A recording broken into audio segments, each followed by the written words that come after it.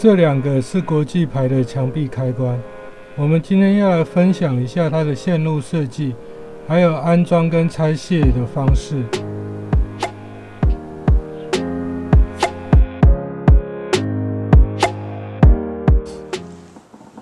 这两个都是国际牌的墙壁开关，左边这个是单键的，右边这个是2颗按钮的。国际牌的星光面板吧。先看一下这个单键板的开关，要打开这个面板，单键双键都是一样。开关的话，这个短边的部分下面会有一个一字形的缺口，然后用一字起子插进去，撬一下，面板就可以拿起来。而我们要安装这个呢，就一定要把面板拿起来，因为螺丝孔都被盖住了。我们要拆下来这一个开关啊，因为螺丝在这边。一般我们是把它按这样翘起来之后，把这个伸进去，然后插下去往外面翘一下，它就下来了。它只是一个卡榫而已。锁在墙壁上，基本上就是这2个孔锁在墙壁的暗盒里面。那我们现在重点就是它的线路方面的设计。它这开关会分成这边一排，然后跟这边一排。上面这边的话，右上角这一颗就是0。小小的洞的这个上方有数字，0就是插火线的地方，火线就是我们说交流电里面的，就是有带电的那一条线，就是火线。那下面的话，这2个就是接灯线。当然你不是2个孔都接，就是选一个孔，左边这是1，然后右边这是3。假设开关是直放的话，这边有凸一颗出来，这个一般我们是底部。我们会把比较漂亮的这个平整，我们会放在比较明显的地方。有凸一颗出来，就是要安装面板的时候，这个外框这边有没有一个凹洞？它就是要对这一颗凸的这边，不要装反。这边就是下面这个开关的设计，就是这一边是通电的，就是火线进来，这2颗都是有电的。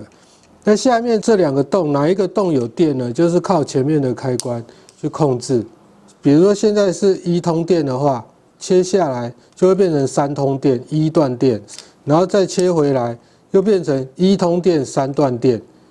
它这一款的设计呢，一个开关控制一个灯，可以用这个；一个灯2个开关控制的时候，也可以用这个款式。我们今天先简单一点讲，一个开关控制一个灯，上面接火线。师傅如果按照标准来做的话，火线它会用红色的线。那灯线一般会用彩色的线，比如说黑色啊、黄色啊、灰色啊之类，会用有颜色的。假设是标准情况下，大家使用的习惯是这样，所以这个意思也就是说，电从这边进来，你的灯线插在这2个其中的一个，当你切到一边的时候，它就会断，然后切到另外一边，它就会开。那开的时候，它这电就会从这边通到这边来。然后再通到你的电灯去，然后电灯就会有电。基本上它运作的概念是这样，提一下好了。如果你接0跟3，就是火线0嘛，火线当然是0。那如果你是接灯线接在3的话，是右边的灯会亮。以 Panasonic 这个有凸一颗，我说是在底部嘛，对不对？压左边这是关闭的状态，那压右边才会开。所以你如果要亮右边，一般我们习惯都是亮右边啊，那亮右边的话，就是要接0跟3。那这个是单颗单开关的设计。那我们来看一下双开关，这一边有一个这个就可以插这个螺丝起子下去把它撬开，这边没有，上面也没有，下面也没有，它就唯一有一边有。那一般开关的部分都是这样子一个孔。那如果是插座，因为插座一般我们都是摆横的比较多，那插座的话，它会在底部有2个孔可以撬。按钮的部分一样，先把它按翘起来，然后从翘起来的那一边，上面就有缝，把这个一字起子插下去，然后这样撬一下就会下来，下来就这样子。后面的话，这个一样，上面这一排就是接火线，最右上角这个是0，这个是3。这左边这是1，这边也是0，然后3、1。我们火线进来就是接0的地方，那为什么要这一条线呢？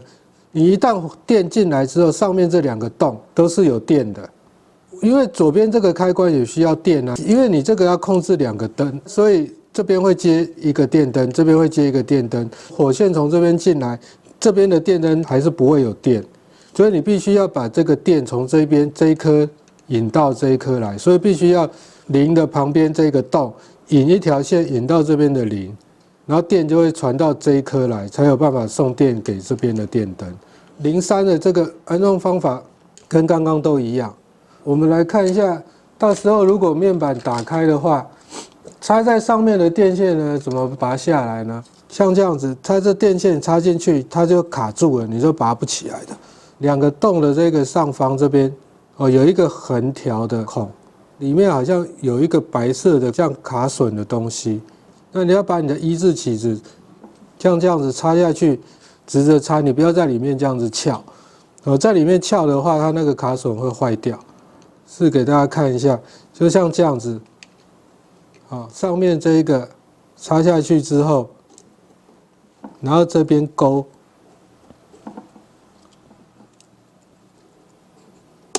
有没有？这样子它就出来了。台湾的这种开关设计就是插进去，它自己就会咬住。我现在再把它插回去，插进去它又卡住了，有没有？所以拔的时候才需要去拨它那一个卡榫。下面的这个也是一样，这2个洞的下方也是会有一个1字形的，这也是插进去，然后就手指头抠那个线，把它抠出来。拆线的方法跟装线的方法是这样子。假如你要把这个开关装回去的话，就是你先把它往下按，下面这边对上去扣起，扣好了之后，往另外一边大力按下去，它就会卡住。你看这样有没有？这样就卡住了。然后最后再把方形的这个面板，这边刚刚有说过有凹孔，凹孔的话就要对这边有一个凸点，扣回去，这样子就 OK 了。大致上简单的跟各位分享一下这个台湾开关的线路的设计，然后以及安装跟拆除的方式。